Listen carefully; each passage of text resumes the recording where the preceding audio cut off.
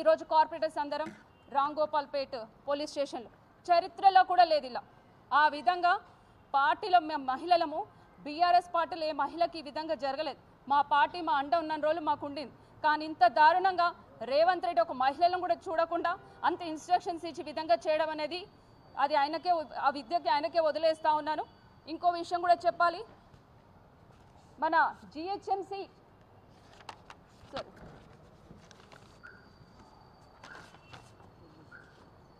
అలాగే ఫండ్స్ విషయంలో, బడ్జెట్ విషయంలో మా తోటి కార్పొరేటర్ కూడా డిస్కస్ చేస్తారు. ముఖ్యంగా వచ్చేసి ఇక్కడ ఉన్న కేబీఆర్ పార్క్ చౌరస్తా, బసవతారక క్యాన్సర్ హాస్పిటల్ విషయంలో మనకి రోడ్ వైడనింగ్ విషయంలో మాకు స్టాండింగ్ కమిటీలో పెట్టినప్పటికీ నేను అది ఆమోదం పలకలేదు. అప్పటికి నేను చెప్తూనే ఉన్నాను, మీరు పెట్టినప్పటికీ మీకు ఇంకో విషయం కూడా చెప్పాను. నేను స్టాండింగ్ కమిటీలో రోడ్ వైడనింగ్ చేస్తున్నప్పుడు నేను ఒకటే చెప్పాను. ముందు జానారెడ్డి గారు ఒకటే మాట అన్నారు, నా ఇంటికే మార్కింగ్గా. జానారెడ్డి గారు ఈ మాట అడిగారు, నా ఇంటికే మార్కింగ్గా. ఇదేం పార్టీ, ఇదేం సర్కార్? అవసరమైతే నేను రేవంత్ రెడ్డి గారితో మాట్లాడతాను, నా ఇంటికి మార్కింగ్ చేసి ఎలాంటి డెమోలిషన్ చేయొద్దు అని జానారెడ్డి గారు మరి చెప్పినారు. ఈ విషయంలో బాలకృష్ణ గారు వాళ్ళ ఇంటి దగ్గర నుంచి కూడా 600 గజాల ప్లాట్ వాళ్ళ ప్రాపర్టీ, జానారెడ్డి గారు ప్రాపర్టీ 500 గజాలు వైడనింగ్లో పోతున్నప్పటికీ మేము ఇవ్వము అనేసి చెప్పారు. ఇదండి ఆయన విఐపి రోడ్ మార్కింగ్ ఎక్స్టెన్షన్. ఇంతవరకు ఇది జరగలేదు. కానీ జిహెచ్ఎంసీ కౌన్సిల్లో మాత్రం 1090 కోట్లు పెట్టి హెచ్సిటీ అనే ప్రాజెక్ట్ కింద రోడ్ వైడనింగ్ తీసుకుంటున్నారు. నేను అప్పటికీ చెప్పాను, కేబీఆర్ పార్క్ చుట్టూతో ఉన్నా, మన భవన్ చుట్టూతో ఉన్నా, తర్వాత క్యాన్సర్ హాస్పిటల్ చుట్టూతో వాటి ఉన్నప్పటికీ మీరు వైడనింగ్ చేసినప్పుడు ఫస్ట్ మార్కింగ్ చేసిన జానారెడ్డిది తీయండి, ఆ తర్వాత ఈ ప్రాపర్టీస్ తీయండి. ప్రాపర్టీస్ తీసేటప్పటికి ఒకే ఒక్క మాట చెప్పాను నేను, తీసినప్పటికీ వీళ్ళకి ఏమైనా ఇన్ఫర్మేషన్ ఉందా అంటే లేదు మేడం అన్నారు. లేదు అంటే నేను ఒకటే అడిగాను, ఇన్ఫార్మ్ చేయండి, వాళ్ళకి ఇంకో రీప్లేస్ చేయండి, ఇంకే విషయంలో మీరు వాళ్ళని యాక్సెప్ట్ చేస్తారని చూసిన తర్వాత ఇవ్వండి అనే విషయం చెప్పినప్పటికీ కూడా ఈరోజు కేబీఆర్ పార్క్ ఎజెండా మరి జిహెచ్ఎంసీ బడ్జెట్ సెషన్లో మరి 1090 కోట్లతో పెట్టడం జరిగింది. వద్దన్న మరి మేయర్ గారు దాన్ని ఆమోదం పలికారు. ఇంకో విషయం కూడా మీకు చెప్పాలి, స్ట్రీట్ వెండర్స్ ఇంతకు ముందు చింతల్ బస్సులో జరిగింది. వెండర్స్ అందరిది మీద మరి అనవసరంగా అనుకోకుండా వాటి అన్నిటిని కూడా డెమాలిషన్ చేయడం జరిగింది. ఆ విషయంలో నేను సూటిగా మరి రేవంత్ రెడ్డి గారికి ఒకటే మాట అడుగుతున్నాను. కుమారి ఆంటీ మీకు తెలిసిన విషయమే, హైటెక్ సిటీ దగ్గర కుమారి ఆంటీ, మరి అదే రేవంత్ రెడ్డి గారు నేను అండగా ఉంటానని చెప్పి అదే రేవంత్ రెడ్డి గారు మరి కుమారి ఆంటీకి సపోర్ట్ చేస్తూ ఒక వెండర్గా సపోర్ట్ చేసి అప్పటికప్పుడు ఫోన్లో మాట్లాడి మరి అదే కుమారి ఆంటీ వెళ్ళి కలవడం కూడా జరిగింది. సో మరి కుమారి ఆంటీ కూడా తను కూడా ఒక సామాన్యుల వెండర్ కదా. మరి అలాంటప్పుడు ఆల్ ఓవర్ సిటీ నాకు TV9 చౌరస్తా తీసుకొని వెండర్స్ అందరిది కూడా traffic, law and order, GHMC department చెప్పకుండా వచ్చి డెమాలిషన్లు చేయడం జరుగుతోంది. మేము ఎక్కడ పోవాలి, ఏం చేయాలని మేము గతంగా 12 సంవత్సరాల నుంచి మేము ఇక్కడ బతుకుతున్నాం మేడం. మా ఆయన పెరాలసిస్ ఉన్నాడు మేడం. ఈ విధంగా మాకు ఎప్పుడు జరగలేదు. కేసీఆర్ సార్ ఉన్నప్పుడు మాకు వెండర్ కార్డు ఇచ్చారు, 12,000 నుంచి 25,000 వరకు మాకు లోన్లు కూడా వచ్చాయి మేడం. ఇంతవరకు ఎక్కడ జరగలేదు ఈ విషయంలో మాకు అని చాలా బాధగా పడ్డారు. ఈ విషయం కూడా నేను ఈరోజు కౌన్సిల్ మీటింగ్లో డిస్కస్ చేద్దామనే విషయంలో కూడా నేను ఆలోచించాను. అండ్ ఇంకో విషయం కూడా చెప్పాలి మీకు, ఎలక్ట్రికల్ డిపార్ట్మెంట్ బడ్జెట్ సెషన్లో ఈ విషయం కూడా చెప్పాలనుకున్నాను.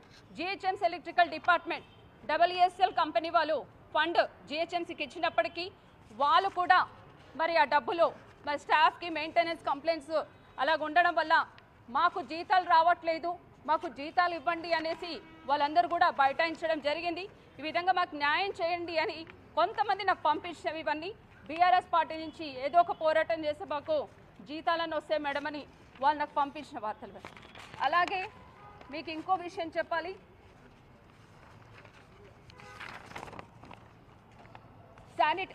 మీకు జిహెచ్ఎంసీ తరపు నుంచి ప్రతి ఒక్క డివిజన్కి రామన్న ఐటీ మినిస్టర్గా ఉన్నప్పుడు మాకు 2 బస్తీ దవాఖానాలు కేటాయించడం జరిగింది. బస్తీ దవాఖానాలో కూడా అక్కడ ఉన్న స్టాఫ్కి మరి శాలరీస్ పేమెంట్స్ లేకపోవడం, యూపీఎస్సీ సెంటర్ కానీ బస్తీ దవాఖానాలో సరైన మరి మెడిసిన్స్ మందులు అందుబాటులో లేకపోవడం కూడా ఈ విషయంలో కూడా చాలా ఈ విధంగా బాధపడుతూ ఉన్నారు జనాలందరూ కూడా. ఇప్పటికైనా మరి రేవంత్ రెడ్డి గారు ఈ మాత్రం బడ్జెట్ అంటున్నారు. మీకు ఇంకో విషయం కూడా చెప్పాలి, బడ్జెట్ ఇచ్చేది ఇస్తాం, పలికేది పలుకుతాం, ఇది మాత్రం బడ్జెట్ ఎవరికి ఇచ్చేది లేదు, అది జీతాల వరకే పెట్టాలి, నేను చెప్పిందే చేయాలని మరి రేవంత్ రెడ్డి గారు అన్నారని విషయము మాకు అప్డేట్ ఉంది కాబట్టి మీకు ఆ విషయం చెప్తున్నాను. ఇంకో విషయం, జిహెచ్ఎంసీ కమిషనర్ హైదరాబాద్ కమిషనర్ దగ్గరికి మాలాంటి కార్పొరేటర్స్ అందరం కూడా మేము కలవడానికి వెళ్తాం. 2 గంటలు వెయిట్ చేయాలి. ఆ కమిషనర్ చుట్టూతా లా అండ్ ఆర్డర్ పోలీసులను పెట్టుకొని ముందు నించుంటాం. వచ్చే స్టాఫ్ మెంబర్స్ అందరికీ మీటింగ్లు అవుతే వచ్చే వాళ్ళందరూ వెళ్తూ ఉంటారు, కానీ మాకు మాత్రం అపాయింట్మెంట్ ఇవ్వడం లేదు. ఇలాంటి జిహెచ్ఎంసీల చరిత్రలో కూడా లేదు ఇలాంటి లా అండ్ ఆర్డర్ పెట్టుకొని ఒక కమిషనర్ అందులో ఉండడం. మరి ఆ ఇల్లంబర్త్ కమిషనర్ హైదరాబాద్ కమిషనరా, రేవంత్ రెడ్డి కమిషనరా? ఉంటే హెడ్ ఆఫీస్లో ఉంటాడు, లేదంటే పోయి రేవంత్ రెడ్డి సెక్రటరీలో కూర్చొని ఉంటారు, రేవంత్ రెడ్డి గారు సెక్రటరీలో. ఈ విధంగా మండలి జరుగుతుంది కాబట్టి ఇవన్నీ సూటిగా ప్రశ్నిద్దామనే ఆలోచన మీద మేము క్వశ్చన్స్ చేద్దామంటే మాకు అవకాశం రాలేదు. కాకపోతే మీ ద్వారా ఇవన్నీ చెప్పాలనుకున్నాను. అలాగే సిఆర్ఎంపీ అనే ఒకటి ఉంటుంది. సిఆర్ఎంపీ డిపార్ట్మెంట్ నుంచి స్వీపింగ్ మిషన్స్ ఉంటాయి. నైట్ రోడ్ క్లీనింగ్ చేసే మిషన్స్ సిఆర్ఎంపీ స్వీపింగ్ మిషన్స్ చేయకుండా జిహెచ్ఎంసీ స్వీపింగ్ మిషన్స్ వాడుతున్నారు కాంట్రాక్ట్స్. అంటే ఇక్కడ స్వీపింగ్ మిషన్స్ సిఆర్ఎంపీ, ఇక్కడ GHMC department CRMP sweeping machines వాడడము, ఆ విషయంలో డబుల్ బడ్జెట్ వేస్ట్ అవుతుంది.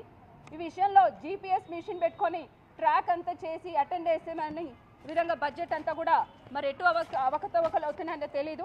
ఇలాంటి చాలా వరకు సూటిగా ప్రశ్నిద్దామంటే ఈ విధంగా జరిగింది కాబట్టి ఖచ్చితంగా మేము నిలదీస్తాం, అయ్యేదాకా పోరాడతాం. కౌన్సిల్గా ఒక కార్పొరేటర్ మేము పబ్లిక్లో ఎన్నుకున్నాం, మాకు హక్కు ఉంది.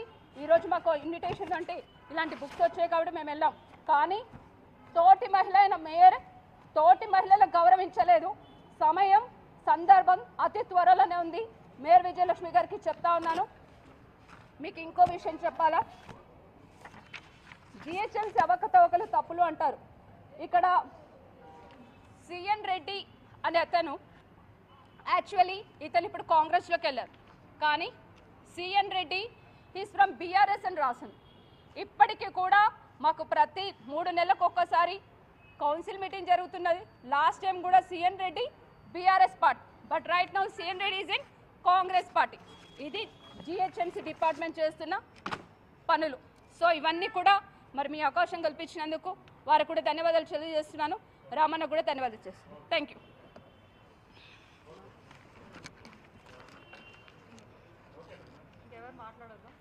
ఎవరు మాట్లాడద్దా ఇక? నమస్తే అండి.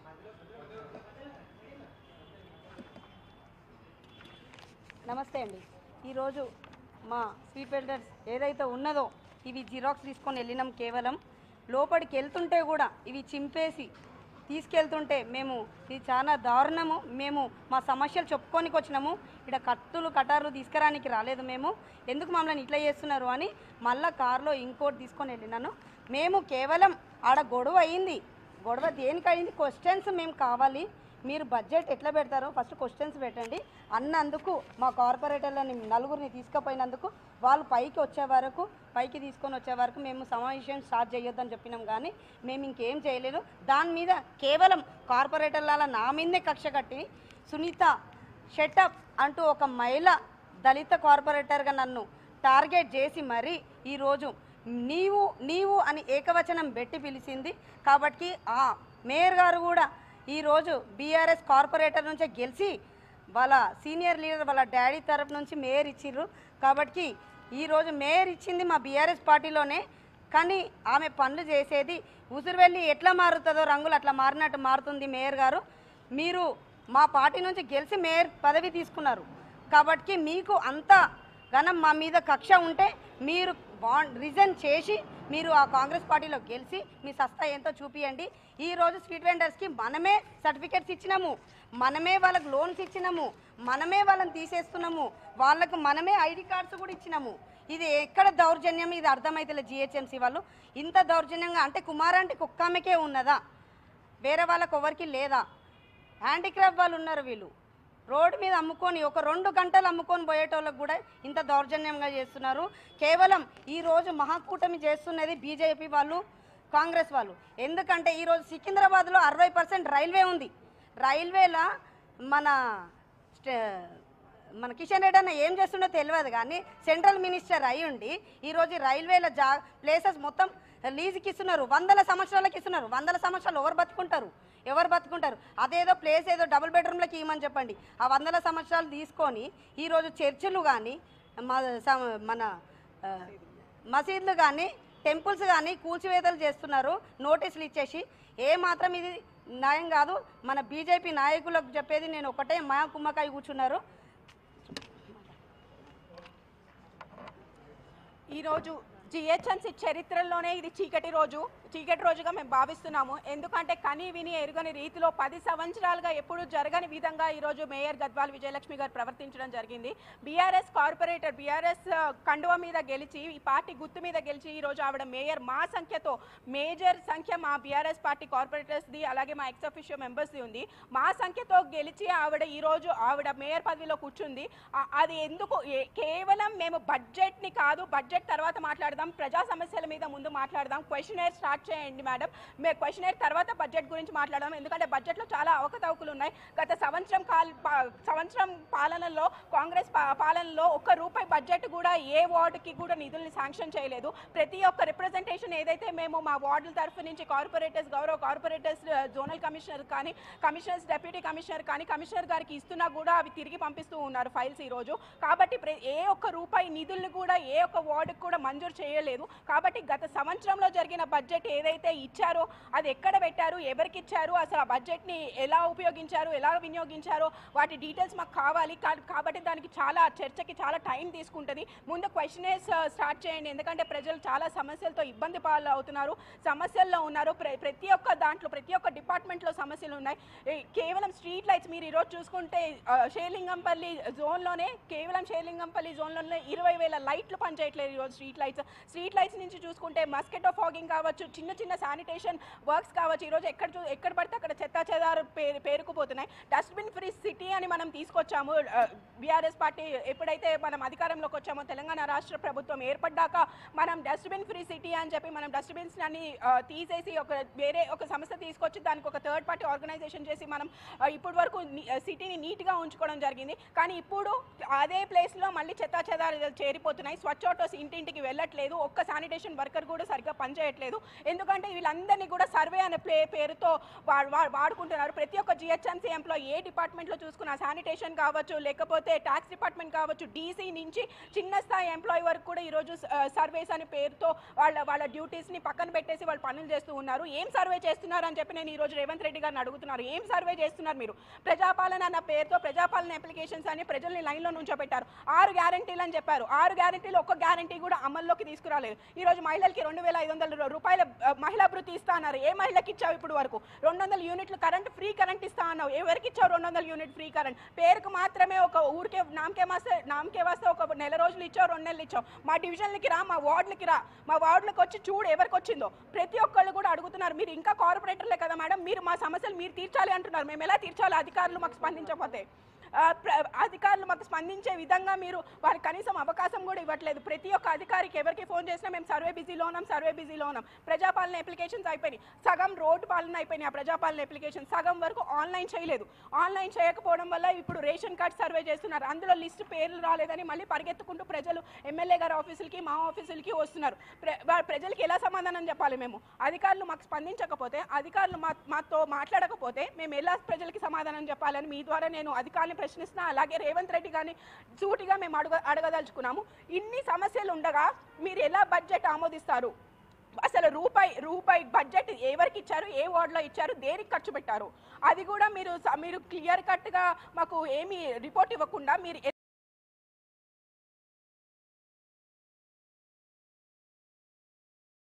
ఆమోదించారని చెప్పి ఈరోజు మేయర్ గద్వాల విజయలక్ష్మి గారిని అడగాలనుకుంటున్నా. అలాగే రేవంత్ రెడ్డి గారి కేవలం రేవంత్ రెడ్డి గారి అనుచిత పాలన, వాళ్ళ కుట్రపూరిత పాలన నడుస్తుంది. కానీ ప్రజాపాలన అన్న పేరుతో ఇలా ఈరోజు ప్రజాక్షేత్రంలో కూర్చుని కేవలం వాళ్ళు గూండాయిజాలు రౌడీజాలు చేస్తున్నారు. ఈరోజు సభలో జరిగింది చాలా దౌర్జన్యం, చాలా అన్యాయం. ఎందుకంటే ఒక మహిళా కార్పొరేటర్స్ మీద జెంట్స్ కార్పొరేటర్స్ వచ్చి కాంగ్రెస్ కార్పొరేటర్స్ వచ్చి దౌర్జన్యం చేయడం జరిగింది. మా చేతిలో ఉన్న ఇది ప్రజాస్వామ్యంలో కనీసం అడిగే హక్కు కూడా లేకుండా చేస్తున్నారు. ఏం అడిగినా కూడా కేసులు పెట్టి అన్ని అక్రమ కేసులు పెట్టి అరెస్ట్ చేస్తున్నారు. ఈరోజు ఎక్కడ జరిగినా కూడా కనీసం గొంతిప్పి మాట్లాడే అవకాశం కూడా ఇవ్వట్లేదు ఈ కాంగ్రెస్ పాలన. కాబట్టి మేము ఈ రోజు ఇవన్నీ కూడా మేము చర్చించాలనుకున్నాము కౌన్సిల్లో, జిహెచ్ఎంసీ కౌన్సిల్లో. ఎందుకంటే అది ప్రజావేదిక, ప్రజలందరూ వింటారు కాబట్టి, మొత్తం జిహెచ్ఎంసీలో ప్రజలందరూ వింటారు కాబట్టి మా ఆందోళన, మా ఆవేదన కూడా మేము ప్రజలకు వినిపించాలనుకున్నాము. ఎందుకంటే అధికారులు ముఖ్యంగా అధికారులు స్పందించట్లేదన్న విషయం ప్రజలకి తెలియజేయాలని మేము అనుకుంటున్నాము. ఎందుకంటే అధికారులందరినీ కూడా వాళ్ళు సర్వేల పేర్లతో వాడుకుంటూ వాళ్ళ డ్యూటీస్ని వాళ్ళు చేయనివ్వట్లేదు. కాబట్టి ఇవన్నీ కూడా మేము చర్చించాలనుకున్నాం. కానీ ఈరోజు మేయర్ గద్వాల విజయలక్ష్మి గారు ఒక మహిళా మేయర్ అయి ఉండి మహిళల పైన ఇంత దారుణంగా కనీవిని ఎరుగని రీతిలో, నేను చెప్తున్నా ఈ రోజు జిహెచ్ఎంసీ చరిత్రలో చీకటి రోజు, మా అందరినీ కూడా ఇలా పోలీస్ స్టేషన్కి పంపించి అరెస్ట్ చేయించడం చాలా దౌర్జన్యం, చాలా అన్యాయమైన విషయము. ఎందుకంటే ప్రజా పాలనలో ప్రజల కొరకు మేము కొట్లాడడానికి మేము ఇక్కడ నిలబడి ఉన్నాము. బీఆర్ఎస్ పార్టీ ఒక ఉద్యమం పార్టీ. మా కేసీఆర్ గారు, కేటీఆర్ గారి పరిపాలనలో ఇది ఒక ఉద్యమం పార్టీ. మేము దేనికి, ఏ కేసులకి వేటికి భయపడే రోజే లేదు. మీరు ఎటువంటి కేసులు పెట్టినా కూడా ప్రజల పక్షాన నిలబడి మీరు ఇస్తానన్న 6 గ్యారెంటీలు అమల్లోకి తీసుకొచ్చేంత వరకు కూడా మేము కొట్లాడుతూనే ఉంటాము. ప్రజల పక్షానే నిలబడతాము. మీరు ఎన్ని కేసులైనా పెట్టండి, ఏమైనా చేయండి, మేము ప్రజల పక్షానే నిలబడతామని ఈ సందర్భంగా మీడియా ద్వారా నేను తెలియజేయాలనుకుంటున్నాను. కాబట్టి మేయర్ గద్వాల విజయలక్ష్మి గారు మీరు గుర్తుపెట్టుకోండి, మీరు ఏ పార్టీతో అయితే గెలిచారో మళ్ళీ ఆ పార్టీనే మీరు ఇంత ద్రోహం చేసి ఇట్లా మీరు కాంగ్రెస్ పార్టీలోకి చేయడం జరిగింది. అదే పార్టీ కండువా వేసుకొని, మీకు దమ్ముంటే అదే పార్టీ కండువా వేసుకొని రేపు ఎలక్షన్లో నిలబడండి. మీకు సమాధానం ప్రజలే చెప్తారని ఈ సందర్భంగా మీ ద్వారా ఆవిడకి కూడా సందేశం ఇవ్వాలనుకుంటున్నాను. Thank you. అందరికీ నమస్కారం అండి. ఈరోజు నిజంగానే అసలు రాష్ట్రం ఎటుపోతుందో అర్థం అవ్వట్లే. సొంత బీఆర్ఎస్ పార్టీ కౌన్సిల్లోనే మహిళలకి భద్రత లేకుండా పోయింది. అది కూడా మేయర్ గారి ముందే. మేయర్ గారి ముందు మహిళా బీఆర్ఎస్ కార్పొరేటర్ల పైన కాంగ్రెస్ జెంట్స్ కార్పొరేటర్స్ వచ్చి దాడి చేస్తుంటే అక్కడే ఉన్న మేయర్ గారు దాన్ని ఖండించకుండా ఉల్టా మా బీఆర్ఎస్ మహిళలని మార్షల్స్ని పిలిపించి బయటికి తీసుకెళ్ళి అరెస్ట్ చేయించే ప్రయత్నం చేసిండ్రు. అండ్ అరెస్ట్ కూడా చేయించి వాళ్ళని చుట్టుపక్కల అంతా తిప్పి వాళ్ళని ఇబ్బంది పెట్టే ప్రయత్నం చేసిరు. అసలు ఇబ్బంది పెట్టింది కాంగ్రెస్ కార్పొరేటర్లు, అంటే బీఆర్ఎస్ పార్టీ నుంచి వెళ్ళిన కాంగ్రెస్ కార్పొరేటర్లు ఇబ్బంది పెట్టారు. అది కూడా అసలు రాష్ట్రంలో ఎన్నో క్రైమ్ రేట్స్ పెరుగుతున్నాయి, కానీ కౌన్సిల్లో ఇట్లాంటి సిచ్యువేషన్ జరగడం అనేది మాకే చాలా బాధగా ఉంది. అండ్ ఆమె పార్షాలిటీ నేనేం చూపించను, నేను అందరికీ సమానంగానే సమానంగా నేను చూస్తా అని మాట్లాడుతున్న మేయర్ గారు మరి ఈరోజు ఏం చేశారు? కాంగ్రెస్ కార్పొరేటర్లు వచ్చి మా మీద దాడి చేస్తుంటే కూడా ఖండించకుండా మమ్మల్ని దౌర్జన్యంగా బయటికి పంపించి మమ్మల్ని ఇబ్బంది పెట్టే ప్రయత్నం చేస్తున్నారు. రాష్ట్రంలో అభివృద్ధి అని అంటున్నారు. అభివృద్ధి అనేది ఎక్కడ జరుగుతుంది? కూలగొట్టడం అభివృద్ధియా? మాకైతే తెలియదు. కట్టడం అయితే అభివృద్ధి అనేది మాకు తెలుసు, కానీ కూలగొట్టేది అభివృద్ధి అనేది వీళ్ళ కాంగ్రెస్ పార్టీ హయాంలోనే నడుస్తుందేమో, అది మాత్రమే మాకు తెలుస్తుంది. 10 ఏళ్ళ కేసీఆర్ గారి పరిపాలనలో అన్ని వర్గాల వారు చాలా సంతోషంగా ఉండే, ఎటువంటి ఇబ్బందులు లేకుండా వాళ్ళు తెలంగాణ రాష్ట్రంలో మంచి పాలనని అందుకున్నారు. కానీ కొద్దిగా ఆశపడి వాళ్ళు ఏంటంటే కాంగ్రెస్కి అధికారం ఇచ్చిరు. యాక్సిడెంటల్గా అయిన సీఎం యాక్సిడెంటల్గానే పరిపాలిస్తున్నాడు, ప్రజలని అన్ని విధాలుగా మోసం చేస్తున్నాడు. ఏ వర్గం వాళ్ళు కూడా ఇప్పుడు సంతోషంగా లేరు. అండ్ ఈరోజు బడ్జెట్ గురించి మేము మాట్లాడడానికి మేము కూడా కౌన్సిల్లోకి వచ్చాము. ఎన్నో ఇష్యూస్ లాస్ట్ టైం మనకి ఏవైతే బడ్జెట్ ఇచ్చారో అది పూర్తి స్థాయిగా అన్ని డిపార్ట్మెంట్కి అందలేదు. అండ్ అప్పటికి ఇప్పటికి ఎటువంటి డిఫరెన్స్ లేదు, కేవలం ఒక 3 కోట్లు మాత్రమే పెంచిండ్రు. సో పెంచిన దాంట్లో దేనికి అంటే ఏ డిపార్ట్మెంట్కి ఎంత కేటాయిస్తున్నారని చెప్పేసి మేము డిస్కస్ చేద్దాము. దాని తర్వాత మనము క్వశ్చన్ అవర్కి కానివ్వండి, లేదంటే ఆఫ్టర్ క్వశ్చన్ అవర్ బడ్జెట్ అయినా డిస్కస్ చేద్దామని చెప్పి మేము మాట్లాడడం జరిగింది. కానీ మాకంటే ముందు పోడియం ముందుకి కాంగ్రెస్ కార్పొరేటర్లు వెళ్ళి మా మహిళా కార్పొరేటర్ బీఆర్ఎస్ వాళ్ళ దగ్గర ఉన్న ప్లే కార్డ్స్ గుంజుకొని వాళ్ళని చింపి మేయర్ మీద వేసింది వాళ్ళు. మీరు క్లియర్గా చూస్తే విజువల్స్లో మీకు కనిపిస్తాయి. దౌర్జన్యం చేసింది వాళ్ళు, దాడి చేసింది వాళ్ళు, కానీ వాళ్ళని వదిలేసి మమ్మల్ని మా మీద టార్గెట్ చేసి ఈరోజు మమ్మల్ని పోలీస్ స్టేషన్లో పెట్టి ఇబ్బంది పెట్టి సభ నడిపించే ప్రయత్నం చేశారు. యాక్చువల్గా అయితే బడ్జెట్ ప్రతి ఒక్క పార్టీ ఆమోదించిన తర్వాతనే దాన్ని ముందుకు తీసుకెళ్ళాలి. కానీ మేము లేకుండా డైరెక్ట్గా వాళ్ళు బడ్జెట్ అనేది యాక్సెప్ట్ చేశారు. అండ్ క్లియర్గా ఇప్పుడు తెలుస్తుంది ఏ పార్టీలు కలిసి ఉన్నాయి. సెంట్రల్లో, స్టేట్లో బీజేపీ, కాంగ్రెస్ ఒకటి అనేది క్లియర్గా తెలుస్తుంది. ఒక చిన్న ఎగ్జాంపుల్ చెప్తాం. మొన్న జరిగిన అల్లు అర్జున్ గారి ఇన్సిడెంట్ని బేస్ చేసుకొని అండ్ అట్లాగే 26 జనవరి రోజు బీజేపీ వాళ్ళు ఏదైతే ట్యాంక్ బండ్ దగ్గర ఏర్పాటు చేసిన ఇన్సిడెంట్స్, ఈ రెండు మీరు చూసుకోండి. అప్పుడు ఏదో చిన్న ఇన్సిడెంట్ అయిన జస్ట్ మూవీ ప్రమోషన్స్ గురించి వచ్చినందుకు అనుకోకుండా ఒక ఇన్సిడెంట్ జరిగింది, చాలా దురదృష్టకరం. వారి మీద చూపించిన ప్రేమ మొన్న జరిగిన 6 మంది చనిపోయిన వ్యక్తుల 6 మందికి గాయాలని, దాంట్లో 2 చనిపోవడం జరిగింది. వారి మీద ఎటువంటి స్టేట్మెంట్ లేదు, వారిని ఆదుకుంటామని ప్రభుత్వం మాట్లాడట్లేదు. అండ్ దానిని నిర్వహించిన ఫౌండేషన్ వాళ్ళు కానీ ఎవరైతే అధికారులు ఉన్నారు, బీజేపీకి సంబంధించిన వాళ్ళు ఉన్నారు, వారి మీద ఎటువంటి కేసు లేదు. ఇక్కడే మీకు క్లియర్గా తెలవాలా ఎవరు ఏ పార్టీకి సపోర్ట్ చేస్తున్నారో. ఈరోజు కూడా బీజేపీ కార్పొరేటర్లు వచ్చి మమ్మల్ని రెచ్చగొట్టి ఇంకా అరవండి, మేయర్ మీద ఇంకా లొల్లి చేయండి, అట్లయితేనే ఆమె మాట్లాడుతుంది, దిగి వస్తుందని చెప్పి మమ్మల్ని రెచ్చగొట్టి వాళ్ళు ఒక్కటయ్యి మమ్మల్ని బయటికి పంపించి ఇప్పుడు కౌన్సిల్లో కూర్చొని ఇష్యూస్ని డిస్కస్ చేయడం జరిగింది.